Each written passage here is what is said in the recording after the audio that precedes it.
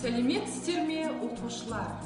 Өмірдің иесі өзің ғазизаны, келтірген дүниеде не бір дана деп аталатын бастауыш сынып 10 күндігіне орай анама өз қолымнан сыйлық деп аталатын көрмеге қатысуға шақырамын.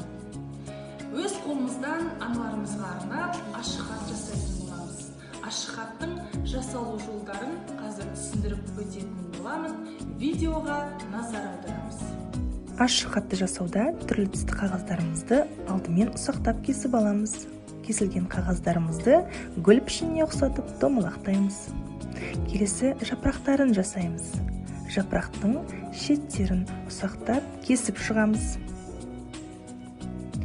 Ақ парағымызға дайын болған гүлдерімізді біртіндеп жабыстырып шығамыз. Және гүлдердің сабағын жасаймыз.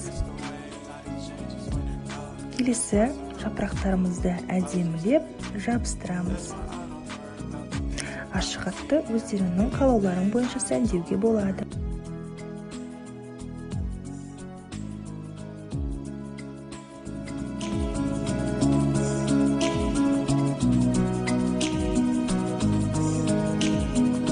Ана демек бәрімізде ақылдап, ана деген жастарыне жақылдап, ана деген бәйтерегі өмірдің, ана деген алтын қазық алтын бақ.